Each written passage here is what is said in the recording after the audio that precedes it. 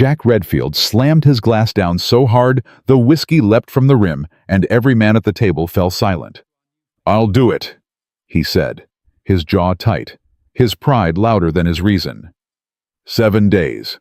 I'll marry her, the plainest, quietest woman in Boston, and make her my wife before Sunday.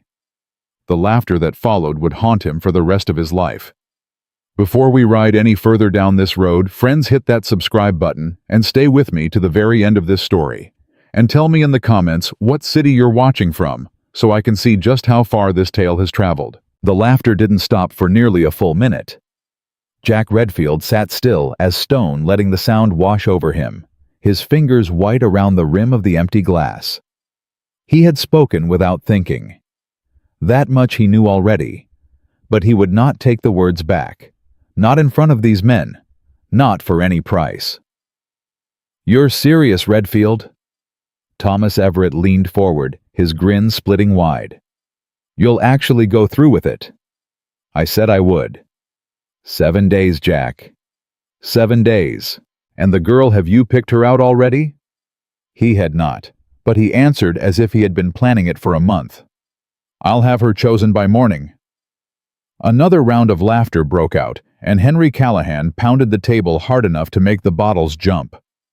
$1,000 says he cannot see it through. 1,000 more says the girl refuses him flat. And 1,000 on top of that says he never even finds her standing before a minister by Sunday. Jack's jaw moved slowly. 3,000. Come again. $3,000 says I will have a wife by Sunday next. Callahan let out a low whistle and sat back. 3,000, Jack. That's half a man's farm. You'd best think carefully. I'm done thinking. Are you now? I said I am. Everett tapped the table with one finger, that slow smile never leaving his face. Then let's set the terms proper. Not just any woman. The wager only pays if she is the least noticed creature in this whole miserable town. A woman so plain, so passed over that not one man at this table could tell you her Christian name without asking. Name her then. Oh no, Jack. That is your burden to carry. You choose, and we'll judge whether she meets the standard. Agreed. Callahan laughed again, softer this time, almost pitying. Lord help the poor creature you settle on. Jack said nothing. He stood up, pushed his chair back with a single scrape, and walked out without so much as a word of farewell. He was half a mile down the road before he realized his hands were shaking. Jack Redfield was not a cruel man. That was the thing. He had never been cruel a day in his life. Impulsive, yes. Too quick with his tongue and too proud to bend it. Ambitious past the point of sense his father had always said. But not cruel. And yet he had just wagered a woman's whole life against $3,000 and his own stupid pride. By the time he reached his own front door, his jaw was set so hard it ached. He did not sleep that night. He paced. He sat. He paced again. He pulled out paper and a pen and tried to write a letter to Everett calling off the bet, and he tore 3 drafts to pieces before the 4th was even begun. He could not back down. He knew it in his bones. Word travels faster than any horse in this country, and by noon tomorrow, every gentleman from Boston to Providence would know that Jack Redfield had made a wager in the cups and broken it in the daylight. His father's name still fresh on the deed of the land Jack had only just inherited would be the joke of the season. Damn them, he whispered to the empty room. Damn every one of them. But it was himself he was cursing, and he knew it. Morning came harsh and too early. Jack sat at his breakfast table without touching a single plate, and when his housekeeper, Mrs. Greer, came in with fresh coffee, he looked up at her with the expression of a drowning man. Mrs. Greer. Sir. You know most everyone in this parish. I reckon I know my share, sir. I need a name. She set the pot down very slowly. What sort of name, Mr. Redfield? A woman. Unmarried. From a decent enough family, but not one anyone speaks of. Quiet. Plain. The kind of girl nobody notices at a gathering. Mrs. Greer's hand went very still on the coffee pot. Sir. Just give me a name. Mr. Redfield, I don't rightly know what business a gentleman like yourself has asking a question like that. It is not your concern what my business is. If you say so, sir, I say so. She did not move. She did not speak. She stood there with her hand on the coffee pot, and she looked at him with such a quiet, steady disappointment that Jack felt his face grow hot. Mrs. Greer, please. There is a young woman, she said at last. Charlotte Marshall. Lives out on the old Marshall place with her aunt. Her father was a schoolmaster before he passed. Mother's been gone since the girl was 10. She keeps to herself. Reads books mostly. Folks don't speak of her much on account of there isn't much to say. Charlotte Marshall. Yes, sir. How old? 22, I believe. Perhaps 23. And she is unspoken for. Mrs. Greer's mouth tightened. She has never been spoken of at all, Mr. Redfield. That is quite a different matter. Jack looked down at his coffee. He could feel her watching him. Thank you, Mrs. Greer. That will be all. Mr. Redfield? I said that will be all. She set the pot down and walked out without a curtsy. Jack sat alone with the cup untouched in front of him, and for a long moment he did not know whether to laugh or put his head in his hands. He did neither. He stood up, called for his horse, and rode. Minfohot. He meant to ride straight to the Marshall place and have the whole sordid business concluded in a single afternoon. He would propose. She would accept because what woman in her situation would not accept a man of Jack Redfield's fortune? And he would be married by Sunday, and $3,000 richer, and the whole affair would be put behind him like a bad night of drinking. That was the plan. He got as far as the crossroads before he pulled his horse up hard and sat in the saddle for a long minute breathing. You cannot just ride up to a woman's door, Jack, he muttered. You cannot just walk in and say the words. He turned the horse south instead of east. If Charlotte Marshall kept to herself, then he would have to find her where she went. And according to the talk at the tavern, Mrs. Caldwell's summer gathering was set for that very evening. Every family of any standing in the parish would be there. If Charlotte Marshall ever left her aunt's house at all, she would leave it tonight. He would find her there. He would introduce himself. He would be charming and gracious and patient. He would take his time. He had 7 days. That was plenty of time to win a woman nobody else had ever bothered to try. He should have known better. He should have known right then that a man who rides into a thing that's certain of himself is a man riding straight into his own downfall. But Jack Redfield had never been accused of knowing better. Not once in his life. Hey, Mrs. Caldwell's gathering was exactly the thing Jack had been avoiding for a year. He made his entrance late, which was deliberate, and he made it with a smile, which was also deliberate. Within 5 minutes, he had been greeted by 3 matrons, 2 fathers with unmarried daughters, and old Colonel Bishop, who cornered him about some land dispute that Jack had no intention of discussing. He extracted himself with a bow and a pleasant word, and he began very carefully to look. Everett? He caught Thomas Everett by the elbow near the refreshment table. Ah, the bridegroom arrives. Keep your voice down. I am the very soul of discretion, Jack. Is she here? Is who here? Don't be a fool. The girl, Marshall. Everett's grin widened. So you've picked one already? That was faster than I imagined. Is she here or is she not? She is here. Over by the window. The one with her nose in a book. Jack turned his head, and for the first time since he had accepted the wager, for the first time perhaps in a very long while, Jack Redfield felt something inside his chest go quiet. She was not beautiful. That was the first thing he saw. She was not plain either, which he had been half expecting, half hoping for.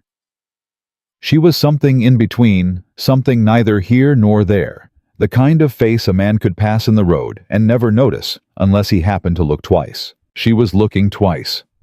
At her book. And she had not lifted her head once since he had walked into the room. Go on then, Jack. Go make your introductions. Shut up, Thomas. 7 days, Redfield. I said shut up. He walked across the room with his heart beating harder than it had any right to be. Miss Marshall. She did not look up. Miss Marshall, pardon me. A pause, then without raising her eyes. You have me at a disadvantage, sir. Jack Redfield, at your service. How do you do, Mr. Redfield? She turned a page. Jack stood there for a count of 5 waiting. She did not look up. She did not close the book. She did not, so far as he could tell, register that he was still standing in front of her at all. Miss Marshall, forgive me. I do not mean to interrupt your reading, and yet you have. I beg your pardon. You said you did not mean to interrupt. I said you have. It is a simple statement of fact, Mr. Redfield, not an accusation. He blinked. May I sit? The chair is not mine to offer, sir. May I sit nonetheless? If you wish. He sat. She did not look up.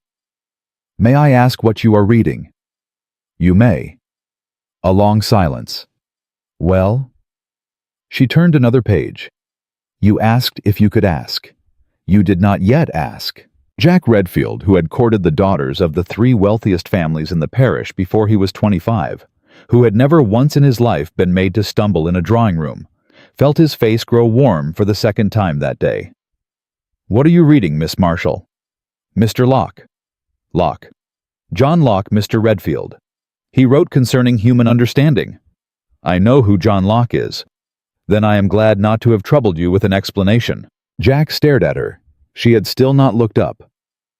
Miss Marshall? Yes. Would you do me the honor of looking at me when I speak to you? For the first time she lifted her eyes. They were gray. That was the first thing he noticed. Gray and very steady, the kind of eyes that did not flinch and did not flutter, and did not, it seemed, particularly care what he thought of them. Mr. Redfield, she said quietly, I have been informed at every gathering I have ever attended that my company is not much sought after. I have made my peace with this fact.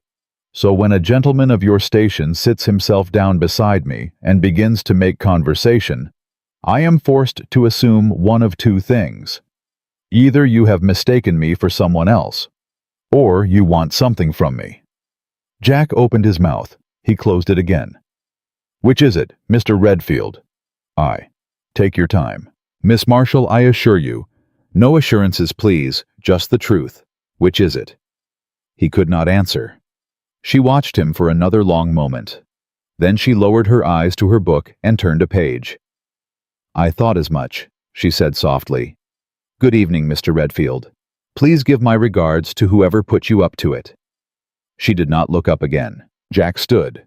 His hand was shaking a little. He bowed, although she did not see it, and he walked away from her across the room with the strange, stunned sensation of a man who has stepped off what he believed to be a shallow step and found nothing beneath his boot at all. Everett was waiting for him at the refreshment table. Well, how did it— Don't. Jack. Don't speak to me, Thomas. Not one word. Surely she did not. I said not one word. Jack walked past him, past the fathers and the matrons, and old Colonel Bishop out the front door and into the summer night. He did not wait for his coat. He did not wait for his horse to be brought around. He walked into the road and kept walking until the sound of the gathering was behind him, and then he stopped, and he put his hand against the trunk of a tree, and he laughed. It was not a pleasant laugh. He had made a wager on a woman nobody had ever noticed, and that woman in the space of 3 minutes had noticed him down to his bones. She had seen straight through him. She had looked at him once, only once, and she had known. A man had put him up to it. A man had put him up to it, and she had guessed it before he said a single word about what he wanted, and she had said so to his face with her eyes steady and her voice soft, and she had returned to her book as though he had already ceased to exist. Jack Redfield leaned his forehead against the tree and let out a breath that shook all the way out of him. Charlotte Marshall, he said to the dark. He said the name again slower. Charlotte Marshall. And somewhere underneath the laugh, underneath the burning in his face and the roaring in his ears, underneath $3,000 and his father's good name and every reckless word he had spoken the night before, something in Jack Redfield's chest had gone very quiet and very still and very wide awake. He had 7 days. And he had the strangest, sickest feeling standing there in the road, with his hand against the bark, that 7 days was not going to be anywhere near enough. He did not sleep that night either. He sat in his father's old study, with the lamp burning low, and a letter half written on the desk in front of him, and he could not for the life of him decide whether it was a letter of apology or a letter of surrender. By dawn, he had written neither. By noon, he was back in his saddle riding the east road toward the Marshall place, because a man who has been seen through has only 2 choices. He can run, or he can ride straight into the thing that saw him. Jack Redfield had never once in his life chosen to run. He tied his horse at the gate and walked up the path, and he did not let himself think about what he was going to say. He had learned already that thinking around Charlotte Marshall was a losing business. The woman who opened the door was not Charlotte. She was older, narrow-shouldered, with a face like a closed shutter. "Mrs. Marshall." "Miss, I am her aunt, Miss Abigail Marshall." "Jack Redfield, ma'am. I have come to call upon your niece." The aunt's mouth did something very small and very sharp. "Have you now?" "If she is at home." "She is at home, Mr. Redfield. My niece is always at home. That is not the difficulty." "What is the difficulty, ma'am?" "The difficulty, sir, is that I have lived in this parish for 31 years, and in 31 years no man of your standing has ever once come up this path, so forgive me if I ask you plainly, what is your business with my Charlotte?" Jack's mouth was dry. "I wish to make her acquaintance, ma'am." "You wish to make her acquaintance?" "Yes, ma'am." On a Tuesday afternoon, unannounced, with no letter of introduction and no family connection to speak of. "Yes, ma'am." Miss Abigail Marshall looked at him for a long moment, and then to his astonishment, she stepped aside. "Come in, Mr. Redfield. My niece is in the sitting room. I shall remain within earshot. If you cause her 1 minute of grief, sir, I shall know it, and you shall know it, and God above shall know it.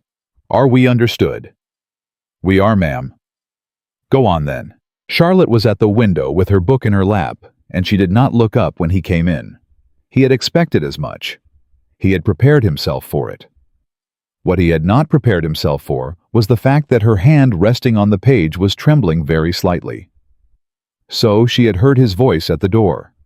So she had known he was coming. So she was not, for all her steady eyes and her level voice, entirely made of stone. "Miss Marshall." "Mr. Redfield." "May I sit?" "You have done so without my permission before. I see no reason to require it now." He sat. He set his hat on his knee. He drew a breath. "I owe you an apology." She turned a page. "Miss Marshall." "I am listening, Mr. Redfield." "You were correct last evening. I was put up to it, not to sit with you. I chose that myself, but to seek you out. There was a circumstance, a wager, among my companions." She turned another page. "Have you nothing to say to that, Miss Marshall?" "I said what I had to say yesterday, sir.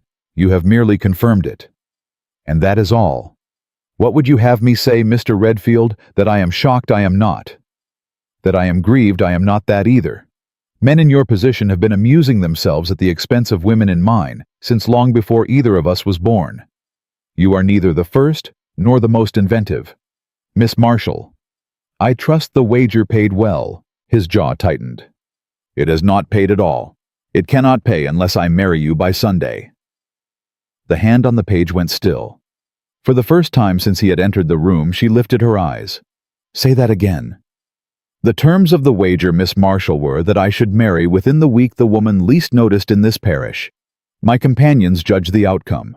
If I fail, I forfeit $3,000. $3,000. Yes. And you have come to tell me this?" "Yes. Today, of your own accord." "Yes, ma'am." "Why?" "Because—" He stopped. He had no answer ready. He had rehearsed none of this on the ride over.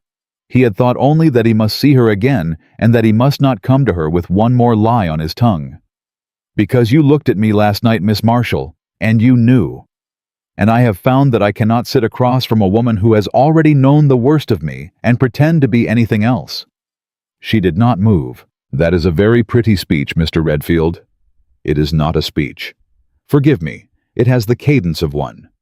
Miss Marshall, You have told me the truth. I thank you for it. Now please leave my aunt's house and do not return. Miss Marshall. Good day, Mr. Redfield. I am not finished. You are, sir.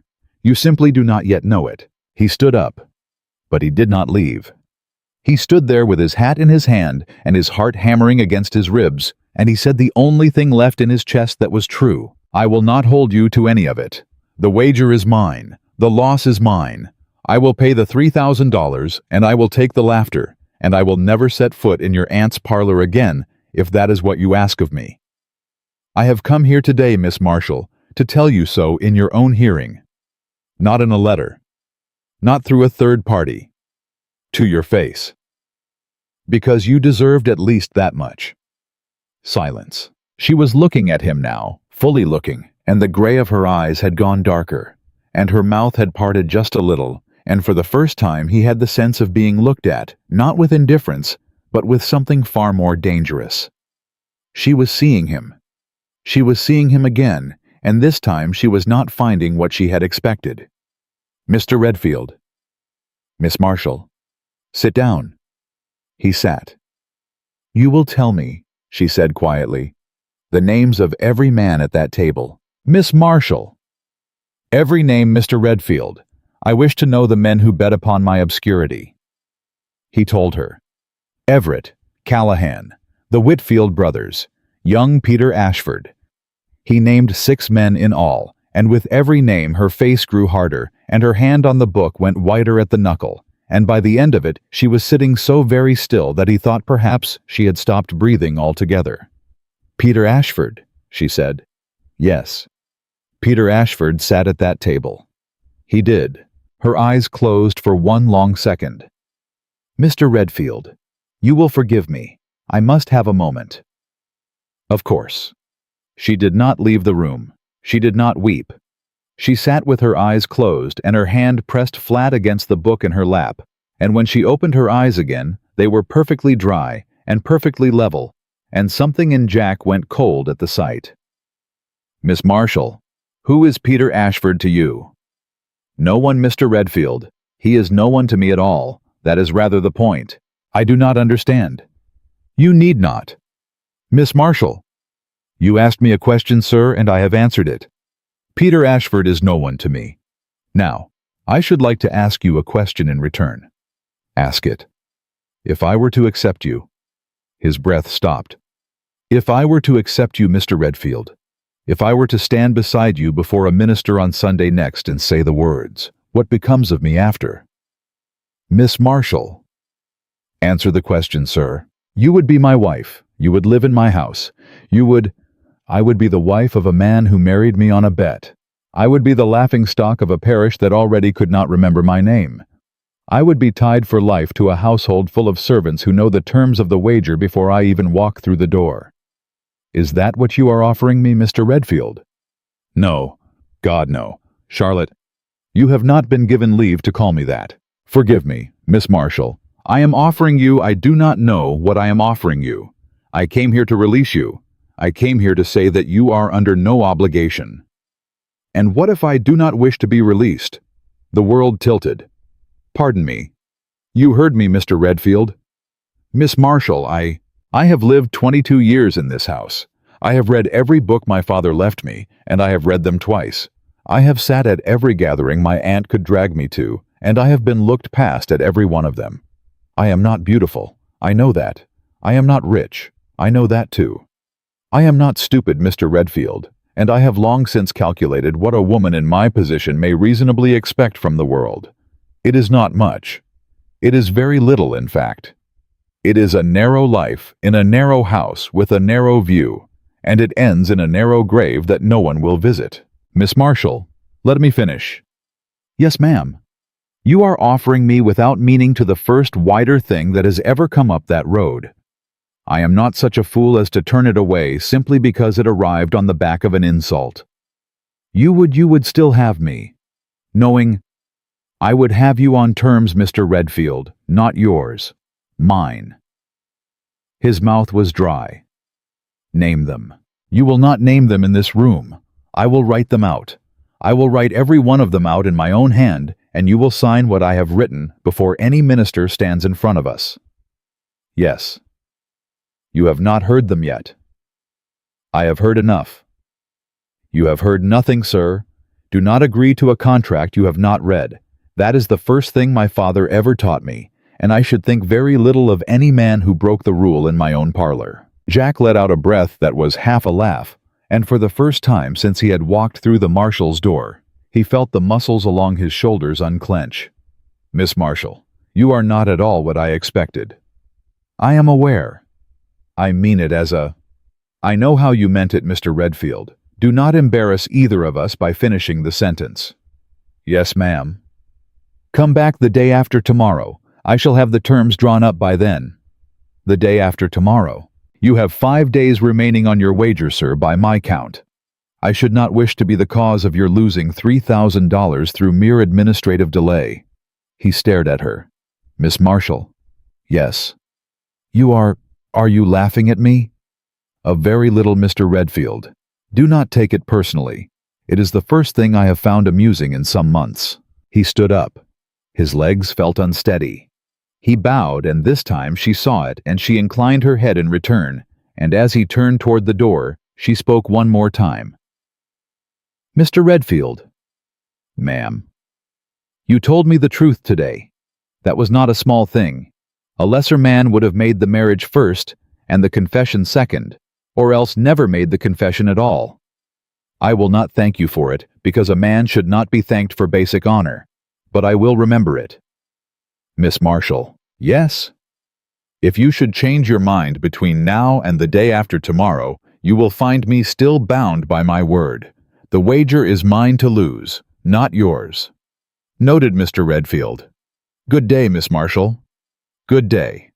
He walked out of the parlor and past Miss Abigail Marshall, who was standing very pointedly in the hallway with a broom in her hand and had clearly heard every syllable, and he tipped his hat to her and said, "Ma'am?"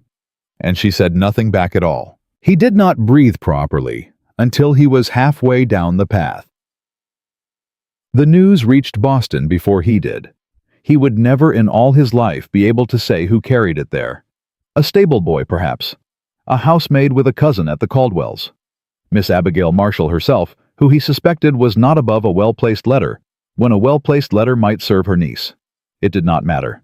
By the time Jack rode into the tavern yard, Thomas Everett was already at the door, waiting for him with an expression Jack had never seen on his face before. It was not amusement. "Jack." "Thomas." "Is it true?" "Is what true, Thomas?" "That the Marshall girl has agreed." "She has agreed to consider terms. That is all." Everett's mouth worked for a moment. "Jack, listen to me. You need to call it off." "I am not going to call it off." "Jack." "Thomas, you set this wager in motion. You do not now get to play the conscience at the 11th hour. Jack, I am telling you, call it off." "Why?" "Because Callahan—" Everett stopped. He looked over his shoulder. He lowered his voice. "Because Callahan has raised the stakes, Jack. He came to me this morning. He is putting another 5,000 on the table." 5,000. "On the condition that the marriage fails within the year. That is his wager now. Not whether you marry her, whether you keep her." The ground seemed to lurch under Jack's boots. "Thomas, there is more. There cannot be more." "He has been asking questions, Jack, about the girl, about her family. He has hired someone. I do not know who, I do not know what for. But I have known Henry Callahan since we were boys, and I am telling you, he does not put 5,000 on a thing unless he already knows how it ends." Jack felt his hands close into fists. Why would Callahan care? "I do not know." "Thomas, I do not know, Jack. I swear it to you. But you should know. Before you sign whatever papers that girl puts in front of you, you should know that Henry Callahan has a horse in this race, and it is not the one you think he is riding." Jack stood in the tavern yard with his hand on his horse's neck and his breath coming hard and uneven, and for the second time in 2 days, he had the clear, cold sensation of having stepped off what he believed to be a shallow step and found nothing beneath his boot at all. 5 days. 5 days until the wedding. and a second wager, larger than the first, already waiting to see him and Charlotte Marshall torn apart before the year was out. He did not ride home. He turned his horse back toward the East Road, back toward the Marshall place, and he rode like a man with news he could not keep. He had 5 days to marry her. He had 1 year to keep her. And somewhere in the parish, a man he had called his friend for 15 years was laying money on his ruin. He reached the gate at dusk. He did not bother to tie the horse. Miss Abigail Marshall was already on the porch, as though she had been expecting him, and her face was not the face of a woman who had welcomed him 2 hours before. "Mr. Redfield." "Ma'am, I must speak with your niece." "You have spoken with my niece today, sir?" "I must speak with her again." "Once in a day is a call, Mr. Redfield. Twice in a day is a scandal. Thrice, and it will be a betrothal in the parish record, whether you have signed a paper or not. Do you understand me?" "Yes, ma'am, I understand. I still must speak with her." Miss Abigail looked at him for a long moment, and then she stepped aside. "She is in the parlor." Charlotte rose when he came in. The book was closed on the table beside her. Her face, when he saw it, was already braced, already drawn tight against whatever was coming, as though she had read the news in the dust on his boots. "Mr. Redfield." "Miss Marshall. Forgive the intrusion." "What has happened?" "There is a second wager." Her breath caught. Very small. Almost nothing. But he heard it. "Sit down, Mr. Redfield. Tell me." He told her. Callahan, 5,000, the year. The questions being asked around the parish. The hired man whose name and purpose neither Everett nor Jack knew. He told her in short, flat sentences, and he did not try to soften any part of it, because softening, he had already learned, was not what Charlotte Marshall required from a man. She listened without once interrupting. When he was finished, she sat very still for perhaps half a minute. Then she rose, walked to a small writing desk in the corner, opened a drawer, and took out a folded piece of paper. She brought it back to him and placed it in his hand. "What is this?" "The terms, Mr. Redfield. You said the day after tomorrow. I wrote them last night. I was never going to make you wait. I wished only to see whether you would." He unfolded the paper. His eyes skimmed down the page. He read, and his mouth went dry, and then he read it again. "Miss Marshall?" "Yes." "You have asked for—" "I have asked for what a woman in my position has exactly one chance in her life to ask for, Mr. Redfield. I have asked for it plainly. If you cannot meet the terms, you will walk out of this house tonight and pay your $3,000, and we shall never speak of any of it again. If you can meet them, you will sign at the bottom, and we shall be married on Sunday, and Mr. Henry Callahan may lay whatever sums he pleases on whatever outcome he wishes." "And if we lose?" "If we lose what, sir?" If the marriage fails. If Callahan wins his wager." She looked at him very steadily. "Mr. Redfield, I have spent 22 years being overlooked by better men than Henry Callahan. I assure you, sir, I do not intend to lose anything further." He looked down at the paper in his hand. He reached for the pen on the writing desk. She did not stop him. He signed his name at the bottom of the page, and the scratch of the pen in that quiet parlor sounded louder to Jack Redfield's ears than any gunshot he had ever heard. Charlotte took the paper from him without a word. She folded it once, twice, and slipped it into the drawer of the writing desk, and when she turned back around, her hands were pressed flat against her skirt as though she were holding them still on purpose. "Mr. Redfield." "Miss Marshall." "We are, I believe, betrothed." "We are." "Say it again, sir, if you please. I wish to hear it once from your own mouth with no wager hanging on it." "We are betrothed, Miss Marshall." She nodded once, just once. "Thank you." "Miss Marshall." "Go home, Mr. Redfield. It is late. My aunt will have the whole of the parish at her door by morning, and I should like to have eaten my breakfast before the first of them arrives. I shall speak to the minister tomorrow." "Do so." "Miss Marshall." "Charlotte, you have still not been given leave. Forgive me." "Go home, Mr. Redfield." He went. He did not sleep that night either. He was beginning to suspect he might never sleep again. By the time Jack walked into the minister's study the next morning, the news had already beaten him there. Mr. Redfield. The Reverend Josiah Winters did not stand. He did not even offer his hand. Sit down. Good morning, Reverend. Is it? Jack sat. I have heard, Mr. Redfield, from 3 separate sources before the sun was properly up, that you intend to marry Charlotte Marshall on Sunday next. That is correct, Reverend. I have also heard that you intend to marry her on the back of a tavern wager. Jack's jaw tightened. I intend to marry her, Reverend. The circumstances of how I came to make her acquaintance are a matter between Miss Marshall and myself. They are a matter before God, Mr. Redfield.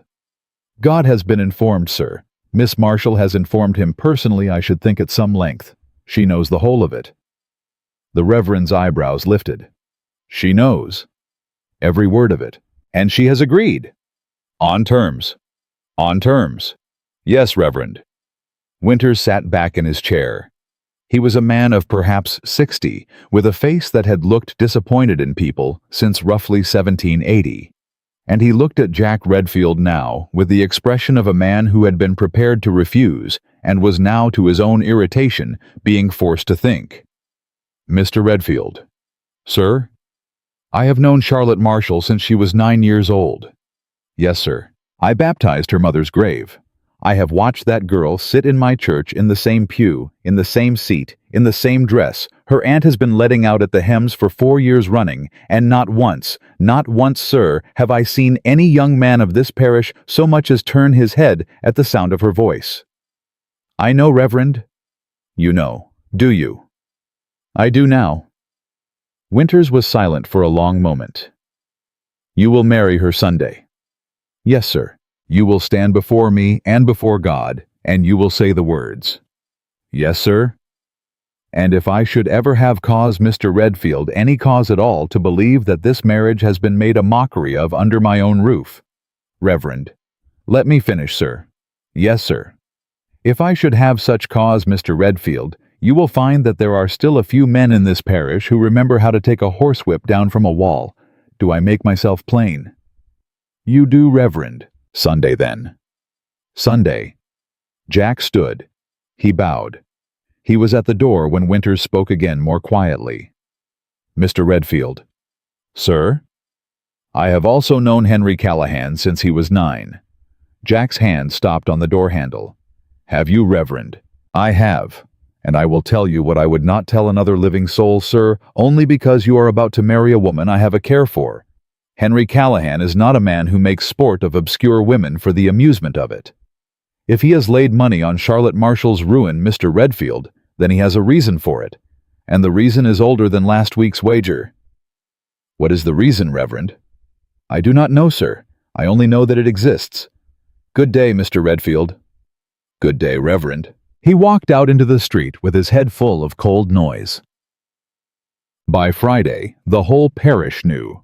By Friday evening, Jack Redfield had received 17 letters, 6 visitors, and 1 very stiff note from his own mother in Boston, demanding an explanation by return post. He answered none of them. He had learned already in the space of 4 days that there was nothing he could say in his own defense that did not sound worse out loud than it had in his head. By Saturday morning, Thomas Everett was back on his doorstep. Jack. Thomas. May I come in, if you must? Everett came in. He did not sit. He stood in the front hall with his hat in his hand, and he looked for the first time in the 15 years Jack had known him almost afraid. Jack, I have found out why. Why what? Why Callahan is doing this. Jack set down the cup of coffee he had not been drinking. Tell me. 8 years ago. 8 years ago what, Thomas? 8 years ago Callahan paid court to a girl. You will not remember. You were in Philadelphia that summer with your father. Her name was Elizabeth Marshall. The cup in Jack's hand stopped. Marshall. Charlotte's elder sister, Jack. She has no elder sister. She had one, Elizabeth. She died the winter after Callahan threw her over. Scarlet fever, the record says. The parish said otherwise. Thomas, Callahan courted her for 4 months, Jack. He led her to believe he would propose. He let the whole town believe it. And then a week before the engagement was to be announced, he walked into a tavern much like you did, and he wagered her against a better match. A Whitfield daughter, as it happened. He won the wager, Jack. He dropped the Marshall girl. 2 months later, she was dead. Jack could not breathe. The family never recovered. The father drank himself into his grave within the year. The mother was already gone. The aunt took Charlotte in, and the parish closed its mouth on the whole business, and Henry Callahan married the Whitfield daughter, and everybody pretended that a girl named Elizabeth Marshall had never existed at all. Thomas, my God. Do you understand now, Jack? Do you understand what he put in your mouth at that table? Do you understand whose hand was on the dice? He chose her. He chose her, Jack. He chose that family. He knew exactly what he was doing when he suggested you pick the least noticed woman in the parish. He knew you would ask around. He knew someone would say the Marshall name. He is not wagering against you. He is finishing a piece of work he started 8 years ago. 5,000 on the marriage failing within the year. He does not intend to leave it to chance, Jack. He intends to make it fail. Jack sat down. He sat down because his legs would not hold him. Thomas. Yes, Jack. Does Charlotte know? She must know some of it, Jack. She was a child of 14 when it happened. She would have watched her sister die. She would have... That is why she said his name. What? When I told her the names at the table, she said his name, Thomas. She said Peter Ashford's name, but it was Callahan's name that went through her. She closed her eyes. She sat there with her eyes closed for half a minute, and I did not understand. Jack. She knew Thomas. She knew from the moment I walked through that door with his name on my list. She knew this was not a wager about her. She knew it was a grave Callahan was trying to open again, and she signed the paper anyway. Jack. She signed the paper anyway, Thomas, with her sister's ghost standing behind her shoulder and a second wager already laid against her. She signed the paper. Do you understand what that woman has done? Everett was silent. Thomas. Yes. Get out. Jack. Get out of my house. Get out of my sight. I do not blame you. I will not call you out. You have told me the truth when you did not have to, and I will remember it. But if you stay in this room one more minute, Thomas, I will do something to you that I cannot take back. Everett left. Jack sat alone at his table for a very long time. He rode for the Marshall place in the early afternoon. He did not announce himself. He did not tie the horse. Miss Abigail Marshall opened the door before he knocked and stepped aside without a word, because there was already in his face a look that brooked no ceremony. Charlotte was in the parlor. She stood when he came in. Mr. Redfield. Elizabeth. Her mouth went white. What did you say? Elizabeth. Your sister's name was Elizabeth. She put her hand on the back of the chair. Who told you? Thomas Everett, this morning. He has known since yesterday. Sit down, Mr. Redfield. I will not sit. Sit down. He sat. For the first time since he had met her, Charlotte Marshall's composure cracked. It was not a loud crack. It was not a sob or a cry or any of the things a weaker woman might have produced. It was a slow, careful lowering of herself into the chair across from him, and a long, steady breath, and a hand that reached up to press against her own collarbone, as though she were holding something in that wanted very badly to come out. Mr. Redfield. Jack. Jack then. Charlotte. You know, I know that Henry Callahan courted your sister 8 years ago. I know that he wagered her against the Whitfield girl. I know that he won, and that she died, and that the parish pretended it had not happened. That is what I know. I do not know the rest. And I have ridden here, Charlotte, to ask you for the rest, because I will not go to that altar tomorrow with one more piece of this hidden from me. I have had enough, Charlotte. I have had enough of men laughing at women behind their hands, and I have had enough of my own name being used as the butt of the joke. Tell me the rest. I will not flinch. I swear it to you. She looked at him for a long time. Then she said very quietly, she was 17. Elizabeth. She was 17, Jack, and he told her he loved her and she believed him. She was a better woman than I will ever be. She was kind. She laughed. She had a way with our mother in her last illness that none of us could match. My father called her his lark. He called her that until the day he died, and he died Jack, because he would not eat after we buried her. He did not drink himself to death the way the parish says. He simply stopped eating. It took him 8 months. Charlotte, let me finish. Yes. The night before Callahan threw her over, the night before Jack, she came into my room. I was 14. She sat on the edge of my bed and she said, "Lottie, I am going to be married. I am going to be married, and you will come and live with me, and we shall have a garden, and you shall read your books all day, and nobody shall ever tell you that you cannot." That is what she said to me, Jack. That is the last thing she ever said to me that was happy. Charlotte. The next morning he sent a letter. Not to her, to our father. 2 lines. Upon reflection, I find our understanding to have been premature. I wish Miss Marshall every future happiness. That is what he wrote Jack. 2 lines. My father read them at the breakfast table. My sister was in the room. She did not cry. She said, "I see."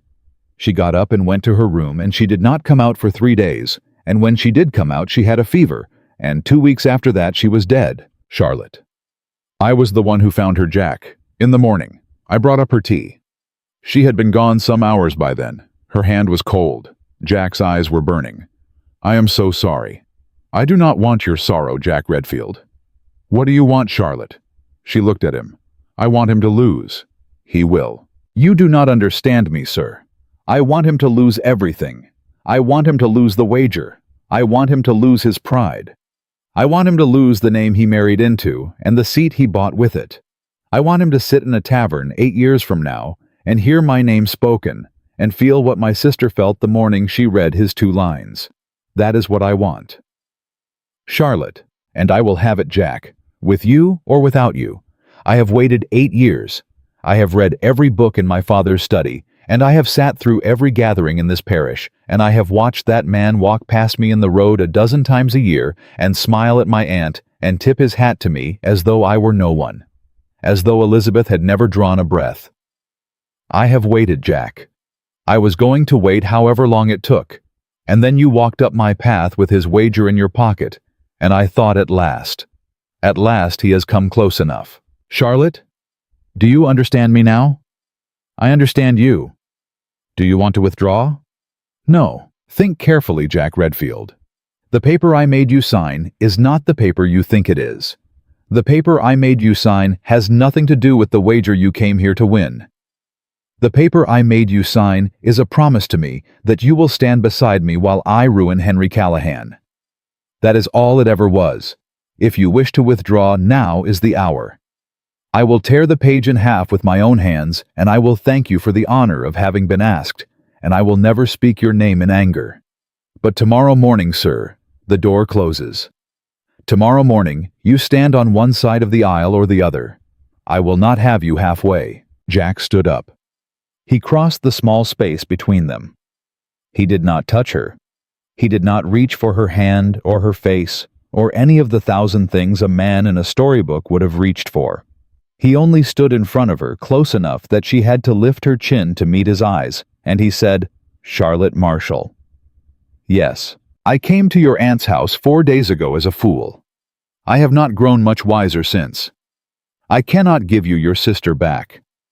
I cannot give you the 8 years. I cannot even give you a clean name because my own name is half ruined in this parish already and will be wholly ruined before the week is out. But if you will have me, if you will have the man who signed that paper without reading it, and then came back and signed it again after he had, then I will stand beside you in any church in this country, and I will stand beside you against Henry Callahan, and I will stand beside you, Charlotte, until he has lost everything he owns and everything he thought he had bought. That is what I am offering. Is it enough?" She looked up at him, and for the first time since he had known her for the first time, and he suspected a very great many years, Charlotte Marshall's eyes filled and did not quite spill, and her mouth trembled very slightly at the corner. "It is enough, Jack." "Tomorrow, then." "Tomorrow." "Charlotte." "Yes." "May I call you Charlotte now?" "You have been calling me Charlotte for the last 5 minutes, sir." "Ah, I did not correct you. No, I did not wish to." He bowed. He did not trust himself to speak again. He turned and walked out of the parlor and past Miss Abigail Marshall, who was standing in the hallway with her apron pressed to her eyes, and he tipped his hat to her, and she reached out and caught his sleeve. "Mr. Redfield." "Ma'am." "You stand by her." "I will, ma'am." "You stand by her, sir, or so help me God." "I will, ma'am. I swear it to you." She let go of his sleeve. He walked out into the yard and mounted his horse and rode, and he did not look back, because if he had looked back, he did not think he would have been able to leave at all. Tomorrow a reverend would stand before them in a country church and say the words that could not be unsaid, and Henry Callahan would be there in the third pew with $5,000 on the outcome. And every man from 6 taverns in 4 counties would be watching to see which way Jack Redfield jumped. He knew now which way he was jumping. He only wished riding home in the long afternoon that he had known it 4 days ago, that he had known it the night he slammed his glass down on Everett's table, that he had known it all his life, perhaps that there had been waiting for him at the end of every stupid road he had ever ridden down. A woman with gray eyes and a dead sister and a folded paper in a drawer counting the hours until a fool rode up her path. He had been that fool. He did not intend to be one tomorrow. Sunday came on hot and still, the kind of summer morning that feels like the whole country is holding its breath. Charlotte Marshall sat at her aunt's kitchen table at 5:30 with a cup of tea she had not touched, and her hands in her lap, and her face so carefully composed that Miss Abigail Marshall, coming in with a basket of fresh linen, set the basket down on the floor and sat across from her niece without a word. "Aunt?" "Yes, child." "If he does not come." "He will come, Lottie." "If he does not?" "Then we shall walk home, my girl, and we shall put on the kettle, and tomorrow morning the sun will rise all the same." "It will not be the same, Aunt." "No, it will not." Charlotte lifted the cup and set it down again without drinking. "Aunt." "Yes." "I have not told you the whole of what that paper says." "I did not suppose you had." "I mean to ruin him." "I know that, child." "You knew." "I have known it, Lottie, since the morning I found you at 14 years old, sitting on your sister's grave with a stick in your hand, writing a name in the dirt over and over. I do not think there is a part of this you have ever not told me. I have only been waiting to see how long it would take you to say the words aloud." Charlotte's eyes filled. "Aunt." "Drink your tea, child. He will come." He came at 7. He came with his hat in his hand and a set to his jaw that Miss Abigail took one look at and stepped aside from. And when Charlotte walked out of the kitchen and into the hall and saw him standing there, she did not speak, and neither did he, and that was perhaps the most honest greeting that had ever passed between them. "Charlotte." "Jack." "Are you ready?" "I have been ready for 8 years, sir." "Then let us go." The church was full. It should not have been. A wedding announced on 5 days' notice between a man of middling standing and a woman no one in the parish could have picked out of a line of 3 ought to have drawn perhaps 20 souls. The church held closer to 200. They had come from 4 towns over. Word travels in country like this, and word had traveled with its boots on. Henry Callahan was in the third pew on the bride's side. Charlotte saw him the moment she stepped through the door. She did not falter. She did not slow. She walked the length of that aisle on her aunt's arm with her chin level and her eyes forward, and when she passed the third pew, she did not turn her head. But Jack, waiting at the altar, saw Callahan's face, and Jack saw the small pleased smile on it, and Jack felt something go very cold and very clear in the center of his chest. Reverend Winters cleared his throat. "Dearly beloved." The words moved through the church like water over stone. Charlotte's hand when Jack took it was steady. His own, he was privately shamed to find, was not. Do you, Jonathan Redfield, take this woman? I do.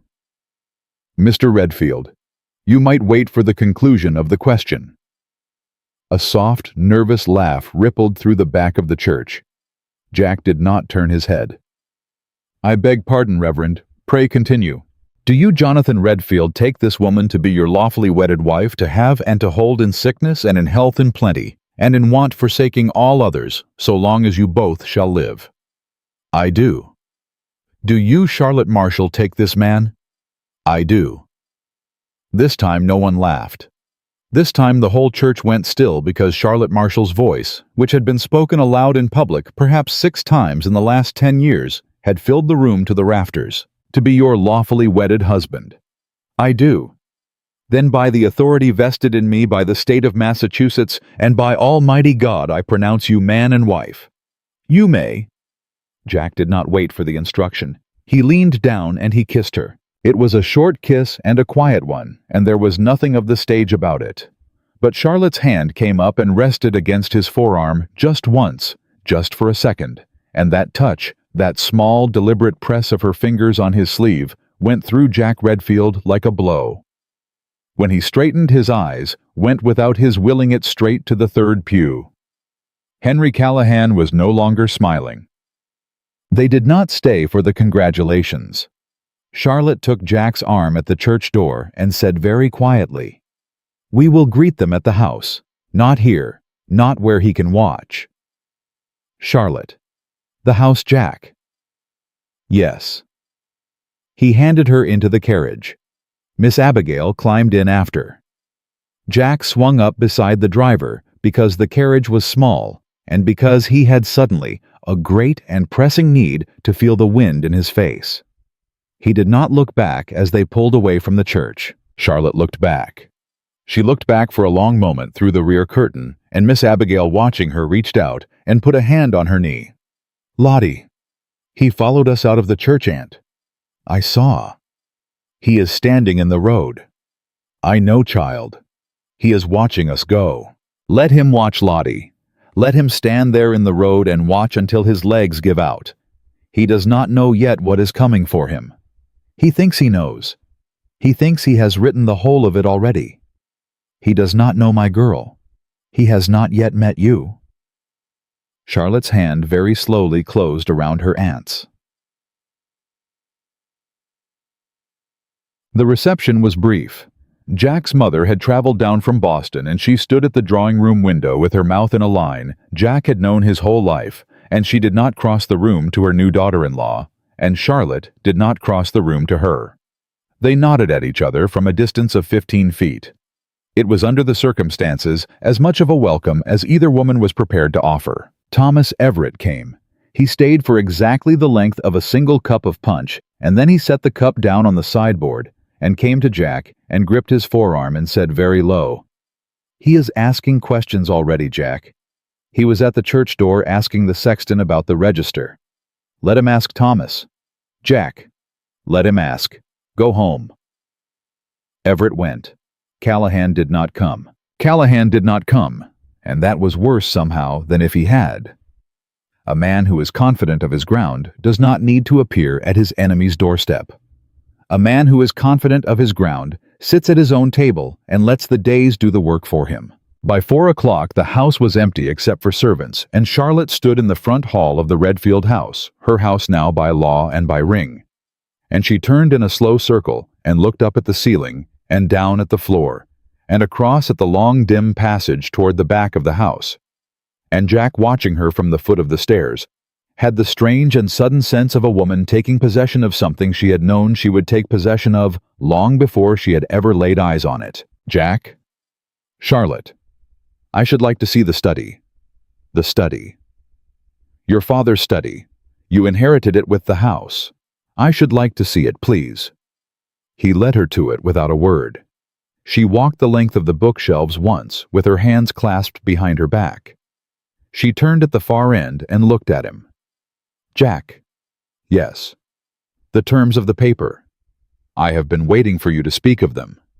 "You signed without reading." "I read enough." "You did not read all of it. Tell me now, Charlotte." She drew a long breath. The first term is that I keep the whole of my inheritance, such as it is. My father left me a little. It is mine. It does not pass into your estate. It does not pass under your name. It remains my own, and I may dispose of it as I see fit for as long as I draw breath. That is the first term. Agreed. You have already agreed, Jack. You signed. I am agreeing now with my eyes open. The second term is that you will not seek to direct my correspondence. You will not read my letters. You will not approve or disapprove of whom I write to, or whom I receive, or what books I send for. My mind is mine. My pen is mine. My post is mine. Agreed. The third term is that we shall keep separate quarters. He did not flinch. He had known that one was coming. He had known it since the first time she had looked at him over the top of a book. Agreed, Charlotte. The fourth term, Charlotte. Let me finish, Jack. Yes. The fourth term is the one you did not read at all. It is the reason I drew up the paper in the first place. It is the reason, Jack, that I signed my name beside yours yesterday afternoon and did not tear the paper in half when I might have. He waited. The fourth term, Jack, is that you shall assist me in the ruin of Henry Callahan by every lawful means at your disposal. You shall open to me the doors of rooms I cannot enter on my own. You shall carry my letters where my name would not be read. You shall stand beside me in the presence of men who would not so much as remove their hats for a woman of my standing. You shall lend me your name, Jack, not as a husband, as an instrument, until that man is finished. That is the fourth term. That is what you signed. Jack was silent for a long moment. Then he said, You have underestimated one thing, Charlotte. Her chin lifted. Have I, sir? You have written by every lawful means. You did not need to limit it. I would have signed the paper without the qualification. Her eyes widened just a little. Jack, I am saying, Charlotte, that the paper you wrote is gentler than the paper you could have written. And I am saying that I know what you did, and I know why you did it, and I am telling you now in this room with the door closed, and no wager on the outcome, that you did not need to be gentle. Not with me, not in this. Jack. Yes, I did not write it gentle for your sake. I wrote it gentle for mine. I will not become Henry Callahan in order to end him.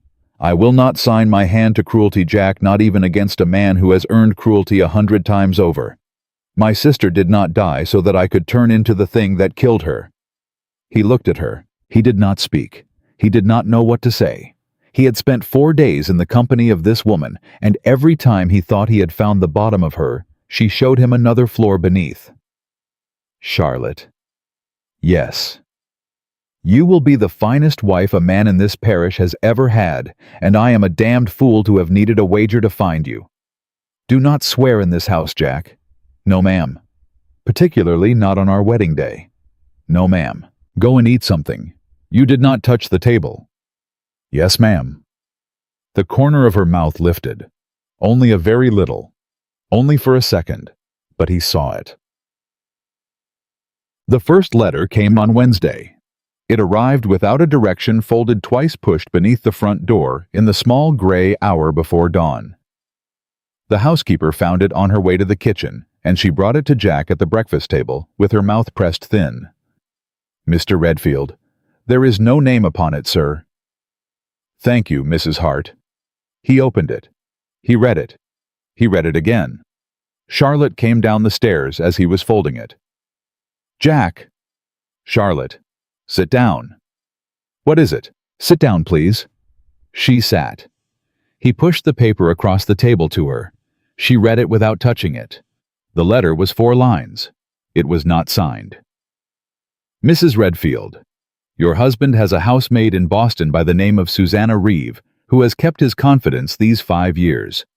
You will find her at the boarding house on Hanover Street. A prudent wife makes inquiries before the first month is out. Charlotte's face did not change. Jack? It is not true, Charlotte. I know that, Jack. I have never. I said I know that, Jack. I do not need the protestations. Susanna Reeve is a name Henry Callahan has lifted out of a hat. It does not signify whether she exists. What signifies is that he has begun. 4 days, Jack. 4 days, and he has begun. Charlotte. Good. Let him begin. I would rather fight a man who shows his hand than a man who keeps it hidden. She folded the letter in half. She walked to the fireplace. She laid the paper on the grate, and she took a match from the box on the mantel, and she struck it, and she watched the letter burn to its final corner before she turned back to him. Jack? Yes. We shall need a clerk. A clerk. A man to keep the records. Every letter that arrives at this door, every visitor who calls, every question asked of any servant in this house, every rumor reported to us from the village.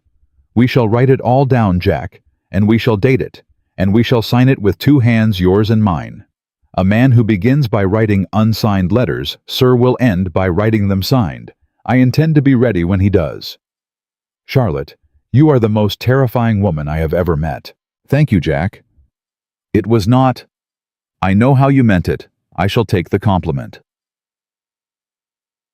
The clerk arrived on Friday. His name was Samuel Brennan. He was 26 years old, and he had been recommended to Jack by a cousin in Boston with a very particular skill at finding men who could keep their mouths shut. Brennan read the terms of his employment without a flicker, signed the undertaking of confidentiality that Charlotte placed in front of him, and took up his residence in a small room off the back of the study. By the following Tuesday, he had compiled a list. He brought it to Charlotte at 9 in the morning, and he laid it on the desk in front of her, and he said, Mrs. Redfield, you asked me to compile the names of every man, woman, or child who has made an inquiry, direct or indirect, concerning this household since the day of the wedding. This is that list. I have been conservative. I have not included any name for which there is not a corroborating witness. Charlotte read the list. Her face went very still. Mr. Brennan. Ma'am. The third name. Yes, ma'am. Read it to me. Margaret Ashford, ma'am. Peter Ashford's sister. She called upon the housekeeper last Thursday evening under pretext of returning a borrowed kettle. Peter Ashford is at Henry Callahan's table every Sunday of his life, Mr. Brennan. He has been since he was 15. What was his sister doing at the back door of this house? I cannot say, ma'am. I can only say that she asked 3 questions of Mrs. Hart, all pertaining to your daily habits. I have written the questions down verbatim. Let me see them. She read them. She read them twice. She laid the page down. Jack. I am here, Charlotte. He is not waiting a year. I see that. He is not even waiting the month, Jack. He has set the Ashford girl on me inside the first week. He has written an anonymous letter inside the first 4 days. He is not pacing himself. No. Which means one of 2 things, Jack. Either he is frightened, or he has a date in mind. A date. Something coming, Jack. An event. A moment at which he requires this marriage to already be over. He would not move this fast otherwise. He is not a fast man. I have watched that man for 8 years, Jack, and he is a patient creature. If he has thrown patience to the wind, then he has thrown it for a reason. Jack stood up from the desk. He walked to the window. He stood with his back to the room for a long minute. When he turned around, his face was the face Charlotte had not seen on him before. It was not the face of a young man who had lost a wager in a tavern. It was not the face of a fool who had come up her aunt's path with his hat in his hand. It was the face of a man who had just understood all the way down what he had married into. Charlotte. Yes. I think I know the date. Her breath caught. Tell me. The Whitfield settlement. The elder Whitfield is dying. He has been dying since spring. When he goes, the whole of his estate passes to his daughter, to Callahan's wife. That is no secret, Charlotte. The whole parish has been counting the days. But there is a clause my father mentioned once years ago, because my father held one of the notes on the Whitfield property. The clause says the inheritance passes clear and whole only if the daughter is at the time of the father's death married to a man of unblemished public name. Charlotte went white. Unblemished public name. Yes. And Henry Callahan is about to have within the year a public name very badly blemished indeed. If we succeed. If we succeed before the old man dies, Charlotte Callahan loses the Whitfield fortune. How long does the old man have? 3 months, Jack. Perhaps 4. The doctor in Boston gave him until the autumn. Then that is why he is not waiting, Charlotte. That is why he has written the letter and sent the Ashford girl and cannot keep his patience past a week. He cannot afford a year. He cannot afford 6 months. He needs this marriage destroyed, and my name with it before the old man draws his last breath, or he loses everything he married her for. They looked at each other across the desk, and Charlotte Marshall Redfield, who had waited 8 years for one man, lifted her chin and did not smile and said very quietly, "Then we have 3 months, Jack. 3 months to finish him, before he finishes us." 3 months. They began that very afternoon. Charlotte sat at the desk with Brennan's list in front of her, and she took a clean sheet of paper and she began to write names, not the names on the list. Other names. Names she had been keeping, Jack realized as he watched her for a very long time. Charlotte. Yes, Jack. Who are these people? Witnesses. Witnesses to what? To my sister Jack. To what was done to her. To what was said at the time. To the letter. To the wager. To every piece of this story that Henry Callahan has spent 8 years burying. Some of these people are servants. Some are tradesmen. Some are women in this parish whose names you have never heard spoken in a drawing room. Every one of them saw a piece of what happened, Jack, and every one of them has kept their mouth shut because there was no one in a position to ask them to speak. I am in that position now. I have been in that position since Sunday at 7:30 in the morning, since you took my name. Since I took your name, Jack. Yes. Charlotte. Do not thank me, Jack. And do not apologize for it either. My name opens no door in this parish. Yours does. That is simply the way of the world as it stands, and I did not make the world, and neither did you. We shall use what we have. What do you need from me? She looked up at him. Ride to Boston tomorrow. Find the doctor who attended my sister in her last illness. His name is Harland Pierce. He has a practice on Cornhill. I have been writing to him for 4 years. He will not answer a woman's letters any longer. He will answer the husband of a Marshall woman who arrives at his door with questions. Ask him for his records. Ask him what was in them. Do not leave without the papers in your hand. Charlotte. He attended her for scarlet fever. He attended her, Jack, for what the parish agreed to call scarlet fever. I should like to know what he wrote down before the parish had its say. Jack went still. Charlotte. Yes. Do you believe? I believe, Jack, that a girl of 17 does not die of grief in 2 weeks. I believe that my sister had help along the road. I do not know whose help or how much or whether any of it was meant to be fatal. I only know that I have watched my aunt avoid that doctor's name for 8 years, and a woman does not avoid the name of a country doctor for 8 years without a reason. Jack sat down. Jesus, Charlotte. Do not take that name either, Jack. Not in this house. No, ma'am. Ride tomorrow. Take Brennan with you. Come back with the papers. Yes, Charlotte. Hein. He rode at dawn. Brennan rode beside him. They did not speak much on the road. Jack's mind was not in any condition for speech. They reached Boston by the second afternoon, and they found Dr. Harland Pierce in a narrow office above a saddler's shop. And Pierce, when Jack gave his name, and Charlotte's maiden name in the same breath, went a color Jack had rarely seen on a grown man's face. Mr. Redfield. Doctor. You are Miss Charlotte Marshall's husband. I am. Come in, sir. Close the door. Pierce sat behind his desk with his hands flat on the wood, and he did not look up for a long moment. Mr. Redfield. Dr. Pierce? I have been expecting this visit for 8 years. Jack felt Brennan at his elbow very quietly take out a pencil and a notebook. Tell me, doctor. I attended Miss Elizabeth Marshall in her last illness. I was summoned by her father on the 14th of February, 1812. She was by that date already very ill. I did what I could. It was not enough. I signed the certificate, Mr. Redfield, as scarlet fever. I signed it because her father begged me to. He stood in my office with his hat in his hand, and he said, Doctor, let my girl be buried clean. Let her be buried in the churchyard. Do not sign anything that will put her outside the wall." That is what he said to me, sir. I signed it scarlet fever. May God forgive me. What should it have said, doctor? It should have said what I found, sir, which was the residue of tincture of laudanum at a quantity no physician had prescribed her. She had been dosing herself, Mr. Redfield. For how long, I do not know.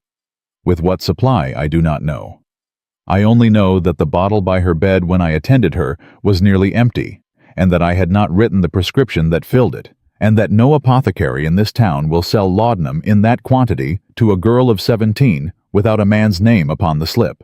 Whose name was on the slip, doctor? Pierce closed his eyes. I never saw the slip, Mr. Redfield. It was gone by the time I returned for her the next morning. Who could have taken it? Anyone in that house, sir. Anyone who called upon her in her illness. Anyone who slipped in and out of a sick room in a household in mourning. I do not know. I have never known. I have asked myself for 8 years, and I do not know. Jack's jaw was tight. Dr. Pierce? Yes, sir. Did Henry Callahan call upon her in that illness? The doctor's eyes lifted. Mr. Redfield, whatever you are about to ask me next, sir, be very careful. Did he call upon her? He did. When? The evening of the 17th, 2 days before she died. He was admitted to her room at her own request. Her father tried to refuse him. She insisted. She said she wished to hear from his own mouth the reason he had thrown her over. Her father relented. Callahan was alone with her for perhaps 10 minutes. He came out. He tipped his hat to her father in the hallway. He left the house. She was dead within 40 hours. And the bottle. I examined the bottle on the 15th. It was half full. I examined it again on the morning of the 20th after she had died. It was empty. She did not rise from that bed between the 2 visits, Mr. Redfield. Her aunt sat with her day and night. Jack could not breathe. Dr. Pierce. Yes, sir. I need your records. They are yours, sir. I have kept them in this drawer for 8 years, waiting for a man with a right to ask for them. I am going to give them to you now, and I am going to write an affidavit in my own hand, attesting to everything I have just told you. And then, Mr. Redfield, I am going to retire to my sister's house in Connecticut, because I do not intend to be within the borders of Massachusetts when this reaches a magistrate. Doctor, I have been a coward for 8 years, sir. I do not intend to be a coward for the rest of my life. Sit down. Mr. Brennan, take your pencil. Write what I tell you. They rode home with the papers in a leather case strapped under Jack's coat. They reached the house at sundown of the 4th day. Charlotte was in the hall before the horses had stopped. Jack? I have them. All of them. All of them. And an affidavit, signed. She did not cry. She did not embrace him. She put her hand very briefly against his chest where the case was buckled under his coat, and she left it there for the count of 3, and then she lowered it. Come inside, Jack. We have work to do. They worked through the night. Brennan made fair copies. Charlotte drafted the letters. She wrote 3. 1 to the magistrate, 1 to the Reverend Winters, because Winters had baptized Elizabeth, and Winters deserved to know. And 1 to the editor of the weekly paper in Boston, because Henry Callahan was not merely to be tried. Henry Callahan was to be seen. At 3 in the morning, Charlotte set down her pen. Jack? Yes, Charlotte. One thing more. Tell me, I will not send these letters yet. Charlotte? Listen, Jack. If I send them tomorrow, Callahan will have warning. He will run. He has the money to run. He will be in New Orleans inside a fortnight, and we shall never lay eyes on him again, and the Whitfield estate will pass to his wife, whether he is on American soil or not. I will not have him run, Jack. I will not have him spend the rest of his life spending my sister's ghost on French wine in some other country's port. What do you want to do? I want him in a room, Jack. I want him in a room with the doctor's affidavit in front of him and the magistrate's letter ready in my hand, and no door at his back. I want him to read Pierce's words in his own eyes before I send a single letter.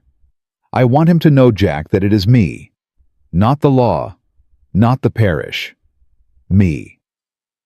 I want him to know that the plain little sister he could not be troubled to remember the name of has brought him down. Charlotte. Yes, Set the meeting. The invitation went out on the Monday. It was written in Jack's hand, and it was courteous, and it was brief.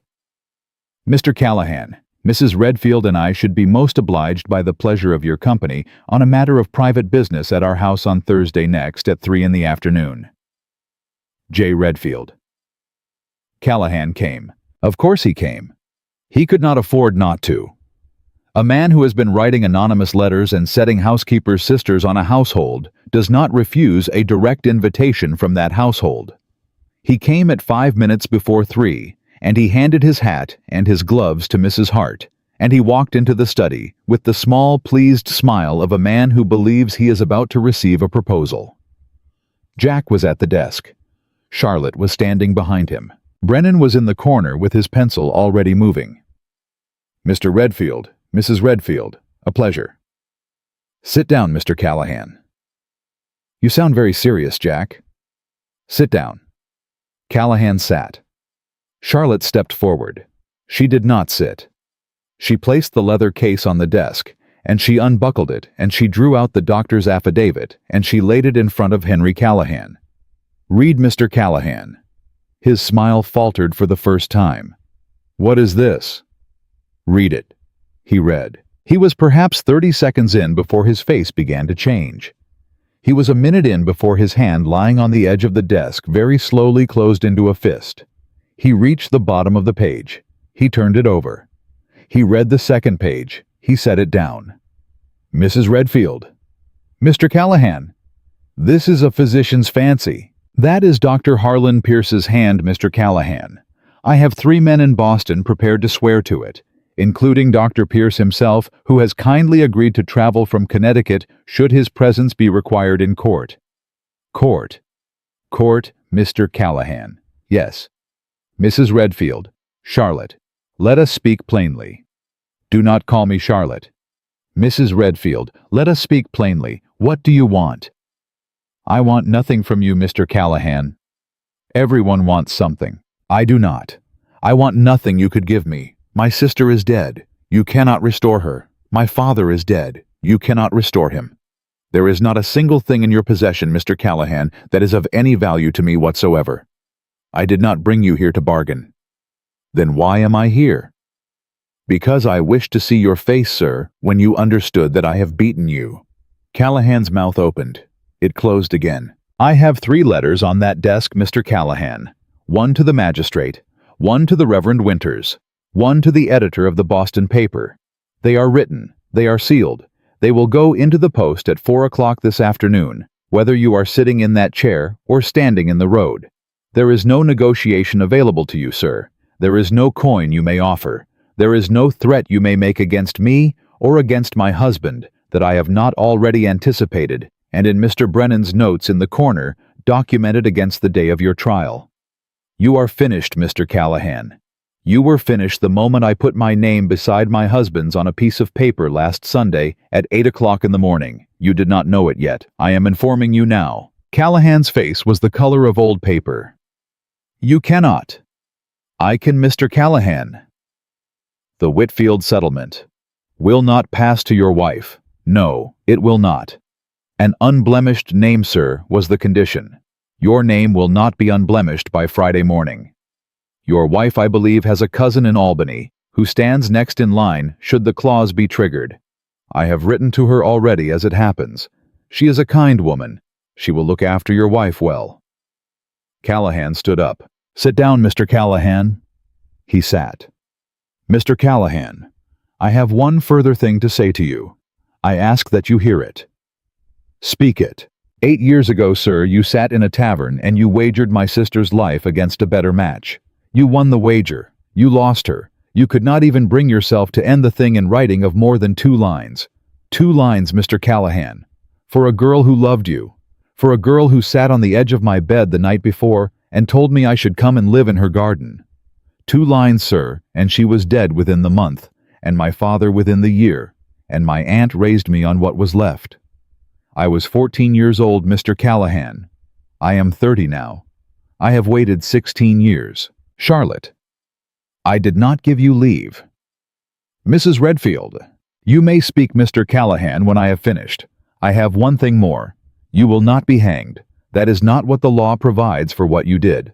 What the law provides is ruin, public ruin, financial ruin, the ruin of your name in every room you would wish to enter for the rest of your natural life.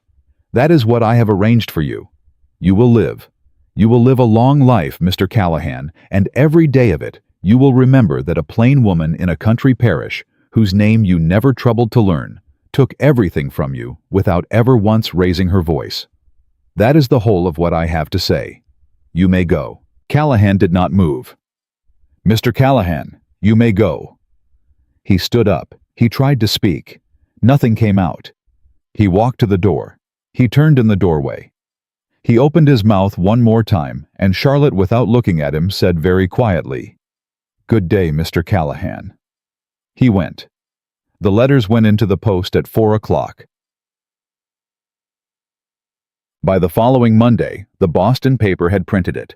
By the Wednesday, the magistrate had issued his summons. By the end of the month, Henry Callahan had lost the Whitfield settlement and his seat at every gentleman's club, from Boston to Providence, and the house on Beacon Hill that he had thought belonged to him, and had in fact only ever belonged to his wife's family. He was not hanged. Charlotte had been right about that. He was ruined. Charlotte had been right about that too. The old Whitfield man died in September.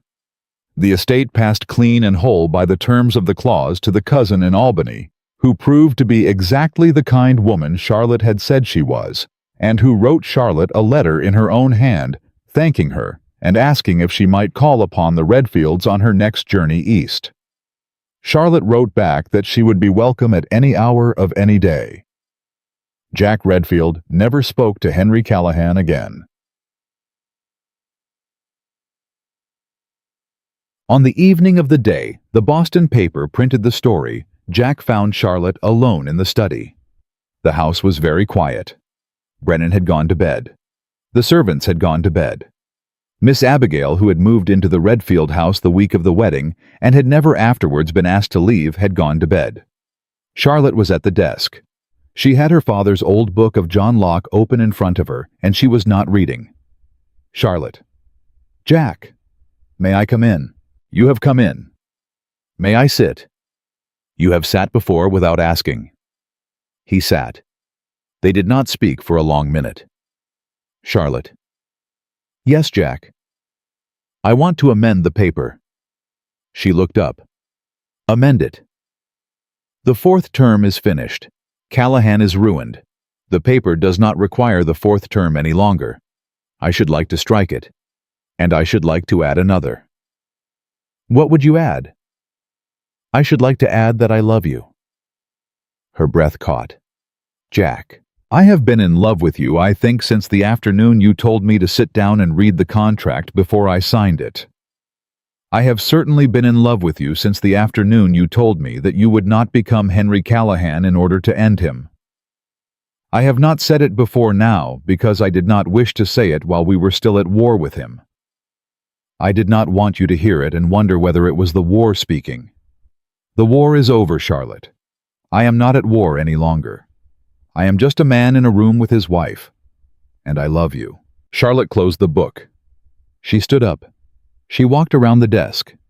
She stopped in front of him, and she placed her hand against his cheek, and she looked down at him for a long moment with those steady gray eyes that had never once looked away from anything worth seeing. Jack Redfield. "Charlotte, I have loved you since the afternoon you rode up my aunt's path with the truth in your pocket. I did not say so at the time, because there was a great deal of work to be done, and I did not wish to confuse the work with the feeling. The work is done. The feeling remains. Charlotte, strike the fourth term, Jack. Add your amendment. I shall sign it tonight. I shall sign it in this room. And tomorrow morning I shall come down to breakfast as your wife in the full meaning of the word, and not a meaning less than that, and not a meaning more. Charlotte. Yes. We are going to have a long life. Yes, Jack, we are. And it is going to be a good one. She bent down. She kissed him once on the forehead very gently. It already is. And in the quiet of that country house, with the lamp burning low, and the papers of Henry Callahan's ruin, folded neatly in a drawer, and a new page of contract open on the desk in front of them. Jack Redfield and Charlotte Marshall. Redfield began at last the life they had been moving toward since the night he slammed a glass down on a tavern table and spoke a reckless word in front of the wrong men. They lived 41 years together in that house. They raised 3 daughters and 2 sons, and they buried none of them, which in that country in that century was something close to a miracle. They took Miss Abigail in for the rest of her natural life, and she lived to see every one of her great-nieces and great-nephews married well. They never spoke Henry Callahan's name again under their own roof, and their children grew up not knowing it, which was the deepest victory of all. Charlotte Marshall Redfield was buried beside her husband in the country churchyard in the autumn of 1861, 49 years almost to the day, after a young fool of a man slammed a whiskey glass on a tavern table and wagered the rest of his life without knowing it. Her headstone bore 4 words beneath her name, chosen by her husband before her, and carved by her eldest son after her. She was never overlooked, and she never was again.